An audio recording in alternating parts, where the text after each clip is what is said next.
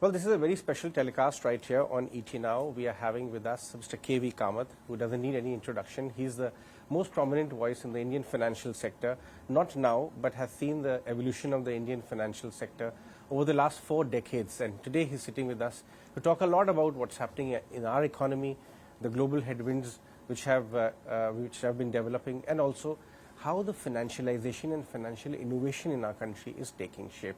Mr. Kamath, thank you very much for your time today. So we are having this conversation that at a time when in the last fortnight or so, some fresh worries on the horizon seem to have emerged, especially in the light of the most, the point which is worrying everybody most globally is inflation. It appears that inflation is not going away in a hurry.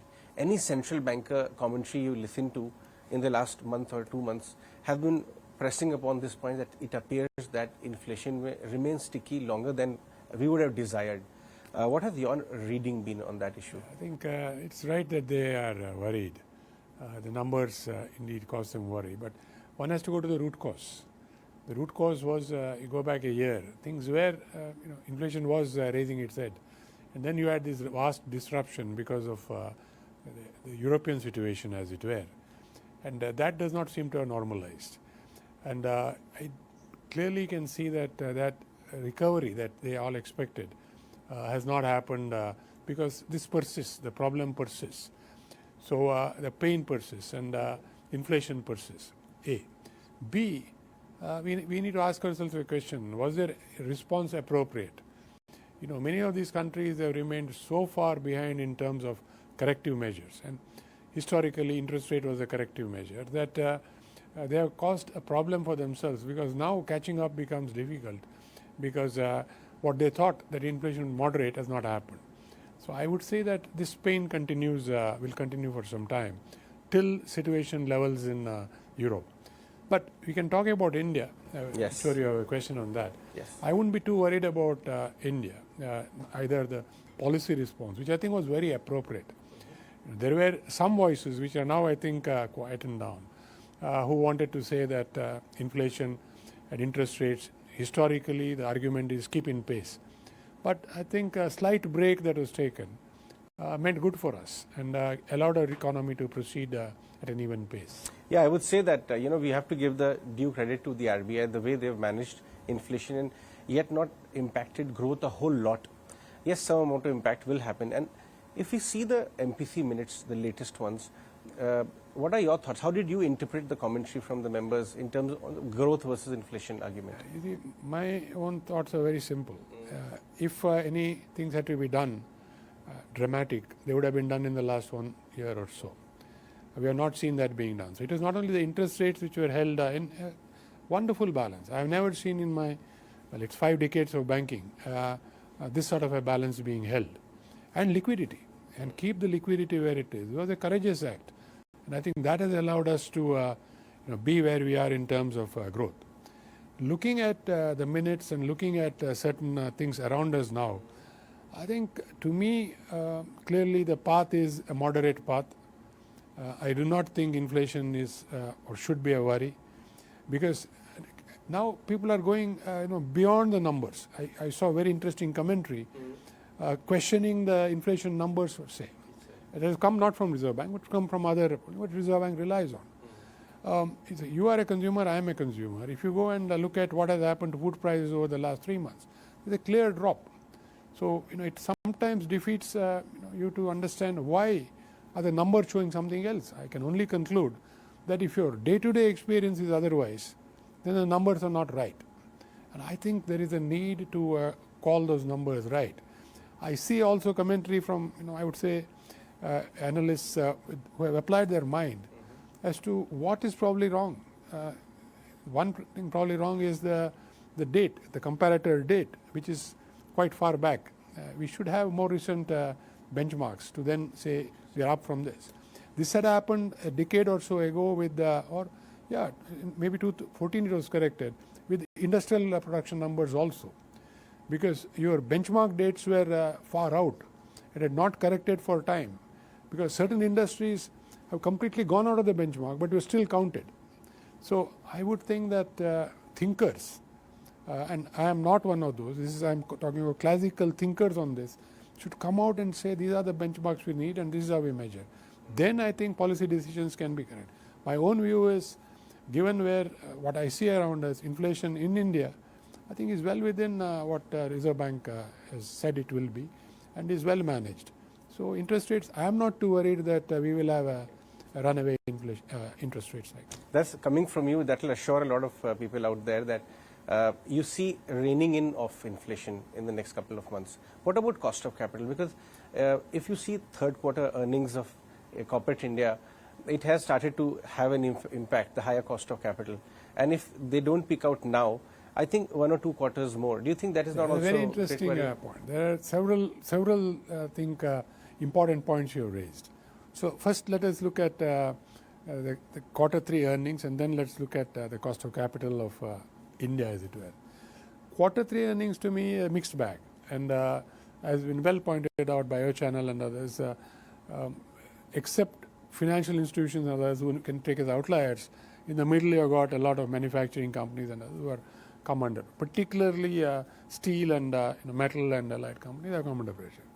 Part of the reason is that they had a good run because they had an inflated price cycle earlier, and now you've got cost inflation, and that what they can realize also has come down, so their profitability has come down. So I think this is a correction that has to have happened, and it will normalize over a period of time. But yes, that puts a slight pressure on their cash generation. Having said that, as far as corporate India is concerned, the fact that they have got a clean balance sheet, the top 500 corporates have hardly any debt. We'll talk about the bank separately. I think it augurs very well. So these numbers to me are not a worry. This will level out. It would have been a worry if this would impact their investment mindset and so on. I don't think that is so. Coming to cost of capital, that is a very interesting I think churn. One is cost of capital had to increase consequent to the rate increases that have been done, though they are moderate compared to what the world has seen. So that I think is the first driver.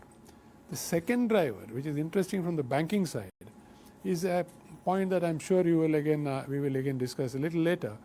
That is what is happening to savings. And I will just briefly touch upon it here. I see a clear shift in savings preferences. Yeah, we will talk about the savings mindset in a moment, but preferences in terms of savings.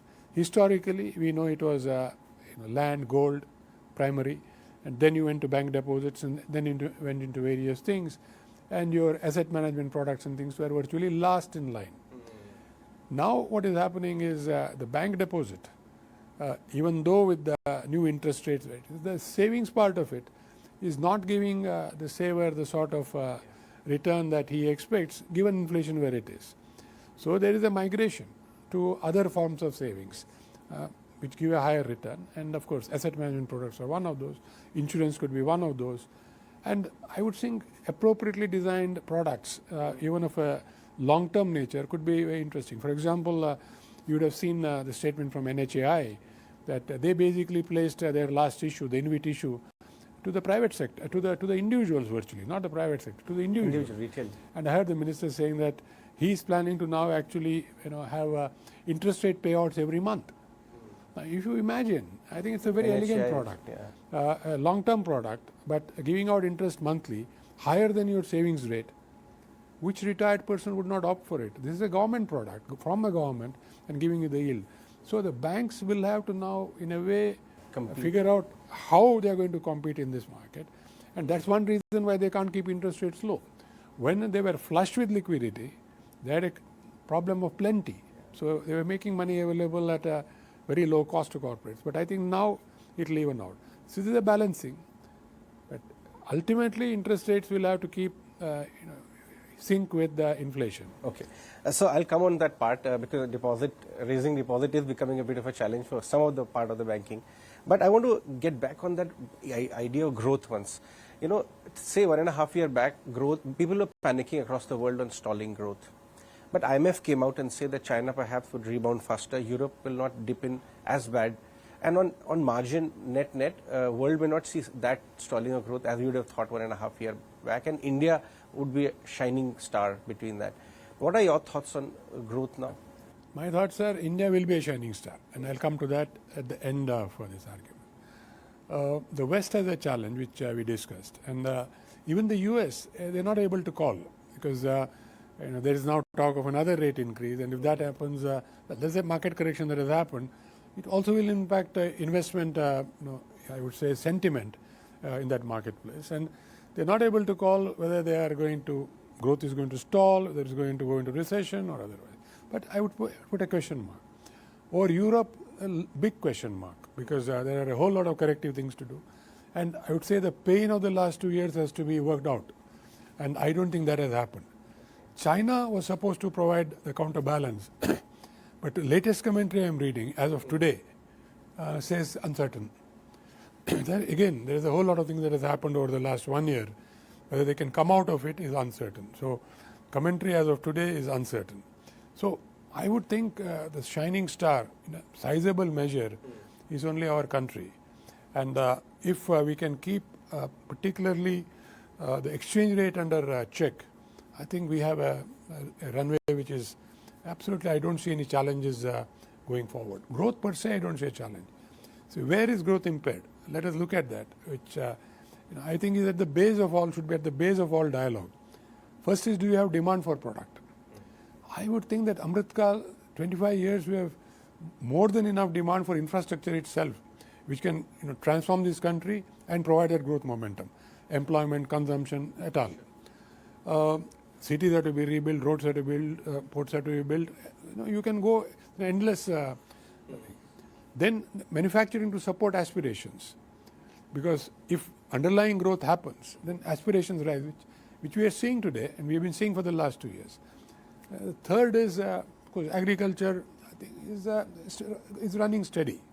We are still dependent on monsoon, so there will be ups and downs, but running steady.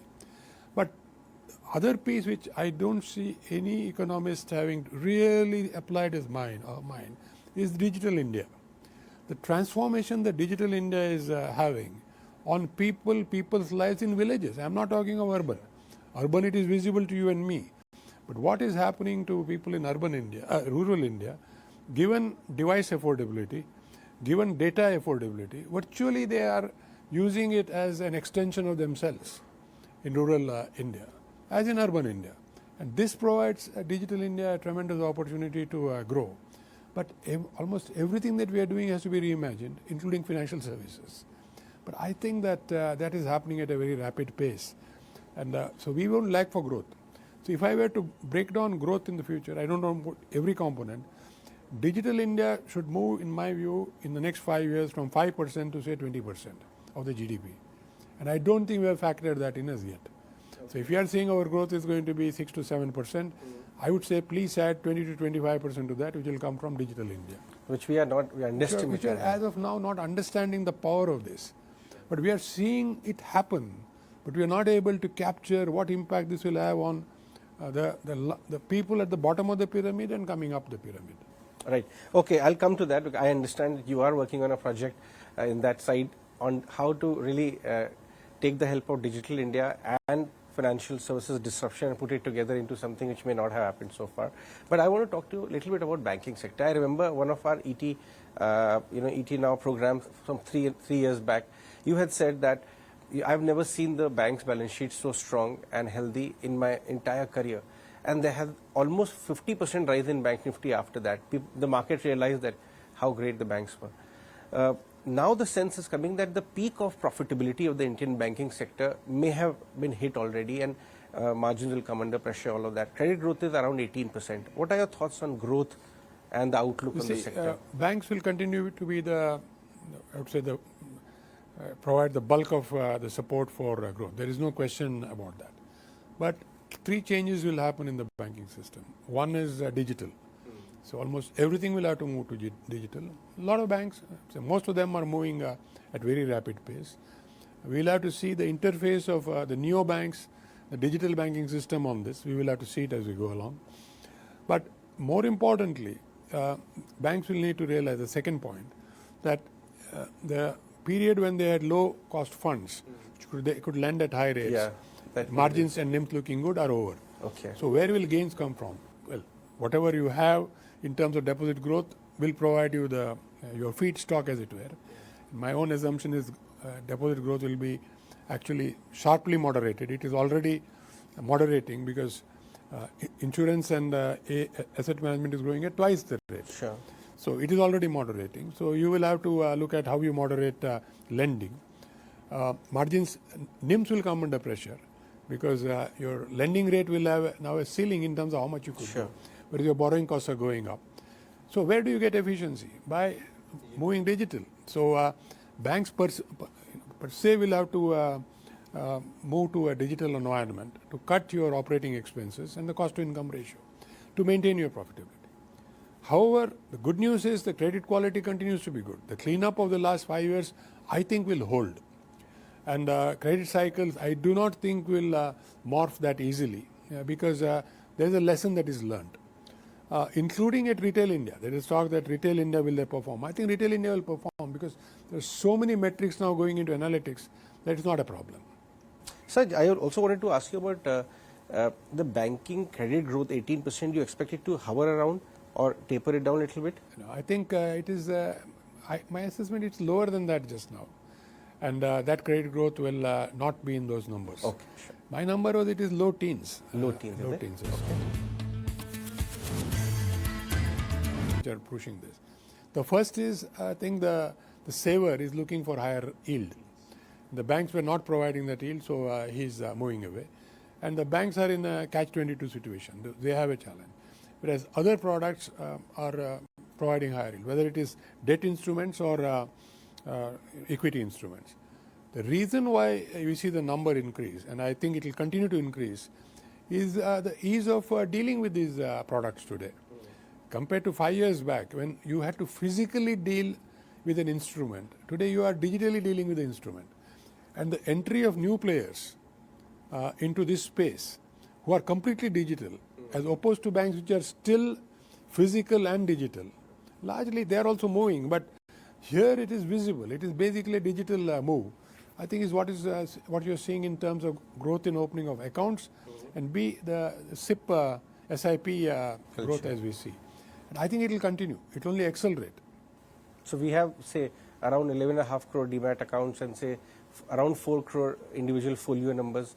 In the next 5-7 years, you see huge growth there. I would look at this sector growing at 20%. So in 5 years, you say it will be 1.5 times, 2.5 times where it is. So it will double in 4 years. It will double.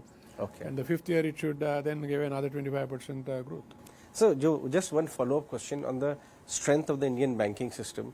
If you allow me to ask, one particular group, business group has come under the spotlight right now for a variety of reasons. But the main question was being raised about their ability to finance the debt, whether it's local debt or domestic debt.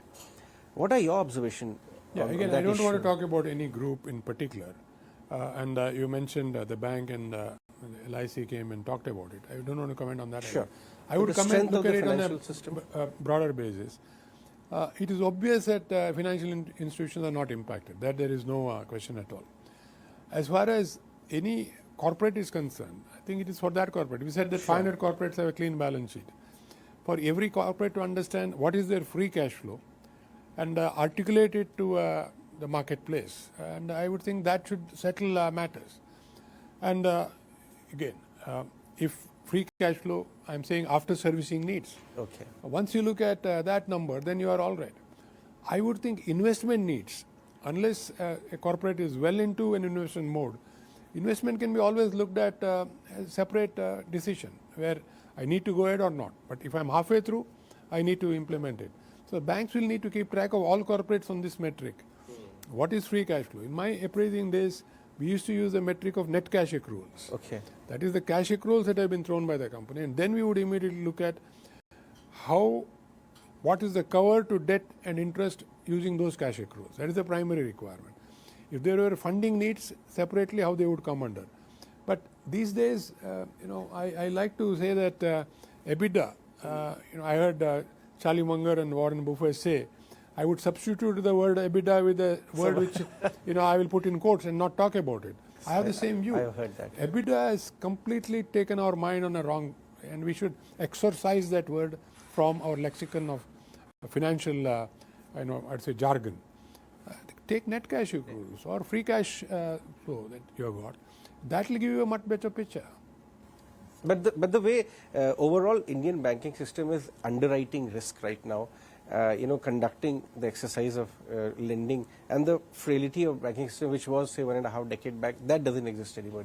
I can endorse it. It doesn't exist. You see, and I'll give it. I'll give you a thing to it. The structure of lending 10, 15 years back was on a particular basis. If I go back 20 years back, was on the basis of an India where there was nothing and we had to build. So we said debt equity ratio will be 1:2, 2:1, 2 debt and 1 equity. And every project would have that. Because that's how India grew from 1950 to almost 2000. Then it became in terms of, it's not a sacrosanct ratio. It can be a higher ratio or a tighter ratio depending on cash flow. So it changed. And I think there have been a lot of learnings in the last 10 years. What is the primary learning? If I look at post-opening and post 15 years last year, that there are risks which are, not measurable a priori. So you need to make sure those risks are what we call implementation risks. It could be land acquisition, it could be mining rights, it could be spectrum rights, it could be a variety of these things, access through an area which is environmentally fragile. All these we did not know in the past. And when suddenly these were brought to the fore, as the project was being implemented, a lot of projects got hurt. I am looking at real reason why a number of projects have failed. Now, all those learnings are with us, and I cannot see any banker now making that mistake again. Once again, they are documenting each and every risk very clearly and making sure that those are addressed before you go ahead. So I'm not worried about the Indian system at all. So one last question, because we are meeting on the occasion of the Investment Advisors Forum.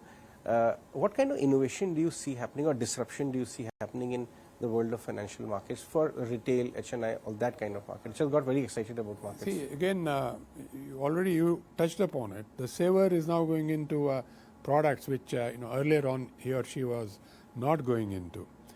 And as the ability to save increases, the need for advice also increases. Yes. And I think ARIA provides a service which is much needed. And in the West, this is the route to creating wealth. So this saver today, you quoted the growth in demat accounts and the growth in SIPs and dealing, as it were. And not necessarily day traders, I'm not talking about that segment. I would think anybody who is not a day trader needs the service of, and I'm sure some institution of players like members of ARIA. And I think that number has to grow tremendously, because that number otherwise is a very small number to serve this vast population and the vast number of opening of accounts. So I think not only is the outlook good, I think there are more players needed in the system to handhold the lay investor.